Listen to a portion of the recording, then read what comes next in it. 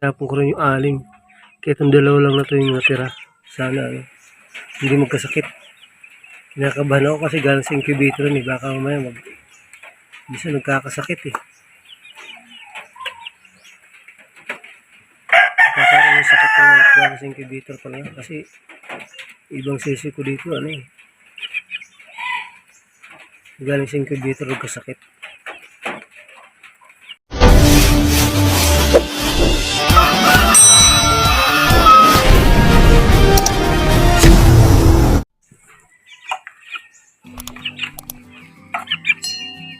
Ito yung dalawang sisi ko nung August na umabagyo. Silang dalawa lang na nuts ko yan. At tatlo pala, isa yun. Yung dalawang pula na yan, magkapatid yan. Tapos ito, sa ibang sa ibang inay naman to, at saka tatay. Dalawa lang yan sila nuts nung bumagyo. Na yung talagang bumaha dito itong area ng mga manukan ko dito bumaha yan kaya yung ibang inahin ko dito hindi napisa yung mga sisiw nila. Yung isang inahin ko naglimlim nabulok kasi nabasa yung itlog niya yung nanay ng mga sisiw niya doon. Nanay nila mabuti ang bago bumagyo bago yung ng August na yan na nuts na yan sila kaya yung sinundan yan wala sayang lang yung mga itlog nila dahil nabasa ng ulan kaya dito sa ito yung nanay ng yung puti na yan yung nanay niya ito dito sa libot sa tatay niya yan yung nanay niya ito yung tatay niya sinibalang ko na naglulugo na naman yung naglugo na naman siya ang daming dito balahibo lugon yan yan ang tatay yun ang nanay ng puti sa akin tatay niya sinibala ngayon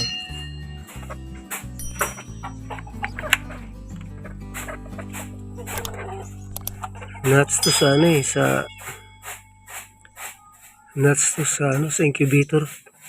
sa incubator ko sila linagay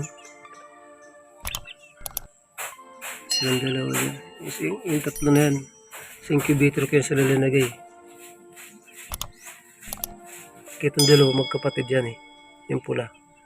Ito iba naman yung tatay nila pula din yung nanay nila pula kaso wala na yung nanay nila hindi ko mapalimlim yung nanay nito buti nagkasisiw sila pero yung tatay nila yung dito naman yung tatay nila yung putol yung mga daliri sa paa yung tatay nila ito naman yung tatay nila yan putol yung mga daliri sa paa yan yun ang tatay nila ito meron sa pakpak to may sing-sing sa pakpak to kabilaan kasi pinagsasabong dati yan kadulang panalo na yan tapos yung paa niya tinamaan ng tari yung mga paa niya putol bali isang daliri lang meron yan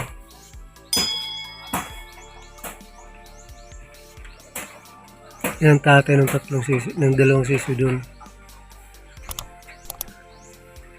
ang hirap niya makakasta dahil putol ang paa kaya hindi siya makakasta, hindi makaitlog yung inahin yan, hindi makaitlog. Hindi naglilim hindi ko nagilang kung naglilim ba yun o hindi. Basta hindi siya kung nasang naipulyo sa sisil sa kanya Isang bihis pala naglimlim. Pero hindi sa kanya, di sa puti. Pero dito sa manok na to, ano, ang tagal. Ang tagal na to dito, hindi makabuo to eh. Gusto namin to magkaroon ng ano eh, ng lalaki bang ano, galing sa kanya. Nakabuo din pala yung ano, nagkasisiw pala yung ano, yung babaeng pinakastahan ko dito. Kaya pala nagkaroon ako ng dalawang sisiw doon na pula. Nabuo din pala siya kasi ang dami niyang itlog. Hindi ko ma-sure kung nakastan niya ba ano. Kaya nilagay ko sa incubator yung may wings ban yan, no? Dalawa. Kabila ang pakpak yan. Tapos, kaya nung nilagay ko sa incubator yung mga itlog ng inahin nito na kinakastan niya ba, nakabuo din pala siya. Yung dalawang sisiw doon. Hindi rin pala nabuo. Kasi di ko tinanggal yung inahin dito eh. Hanggang sa yung bumagyo na ba na bumahala. Nakaroon ng baha rito. Hindi ko tinanggal yung ano niya, inahin niya dyan eh. Kaya nung 10 days na ba yan? Kaya nung 10 days na pinailawang ko yung mga itlog. Yung mga itlog niya kasi kasama to eh. Kasama to isa mga itlog. Itong puti na to. Kasama yun sa mga itlog yung mga itlog na nilagay ko sa incubator eh. Kaya nung pinailawang ko, buti may buong dalawa. Yung 6 yata wala. Tapos ito, ilang itlog ba itong puti na to? Inano ko sila, lagyan ko kasi ng tanda eh. Yung mga itlog nila. Yung sa puti at saka sa pula. Itong isa na to, nabuo rin. May nakita akong sisiw dun sa ano eh. Gumagalaw ba dun sa itlog. Kaya ibang itlog din ito na itong puting sisiw na to. Tinapon ko na rin eh.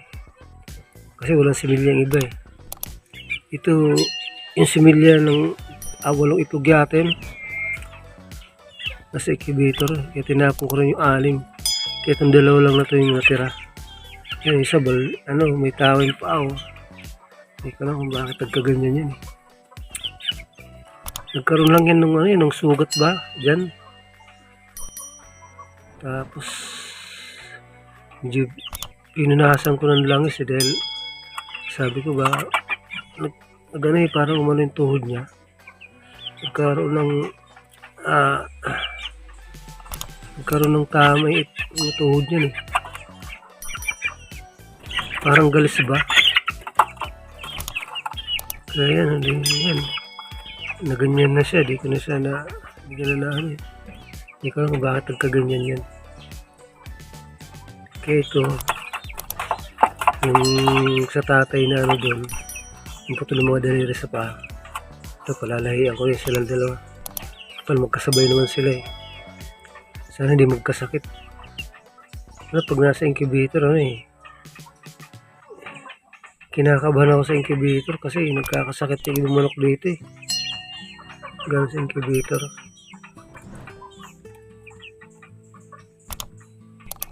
Ito yung magiging lahi na ano. Yung putulang paa. May wingspan. Putulong dali sa paa. Itong babae na to yung ano ko sa kanya. Kaparat yan sa puti na yan. Sila ngayon nag-breeding kong dalawa. Yung pilay na yun, hindi ko na alam kung gagawin ko dyan. Kayaan ko lang sa lumaki. Kawawa rin naman eh. Hayaan ko siyang lumaki dyan. Kung lalaki siya. Hindi ko magawa kung anong gagawin ko sa paa. Hindi ko alam kung anong gagawin sa paa na yan eh.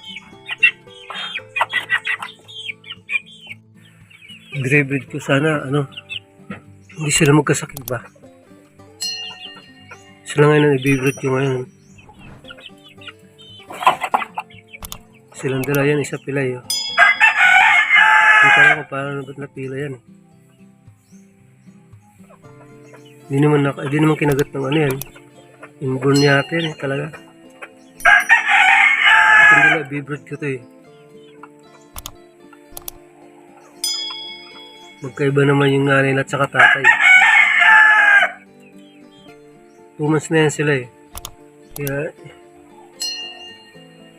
dito ko lang muna sila hindi ko muna pinakakawalan.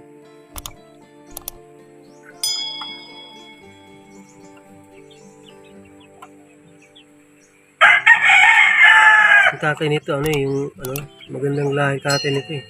Yung pula na to. Yung puti na to din eh. Maganda rin na ito sinibalang eh. Tsaka yung nanay nito maganda. Yung nanay nito puti rin. First time yung nanay nito nagkasisiw. Sa dami ng itlog. Yung puti na yung lalaki. First time nagkasisiw. Sa dami ng itlog niya, itlog. Kaya silang dalawa ngayon ng i-breed ko rito. Sana hindi magkasakit. Kinakabahan ako kasi galing sa incubator ni baka mamaya bisa nagkakasakit eh. Kakaroon ng sakit yung galing sa incubator pala kasi ibang sisi ko dito galing sa incubator nagkasakit.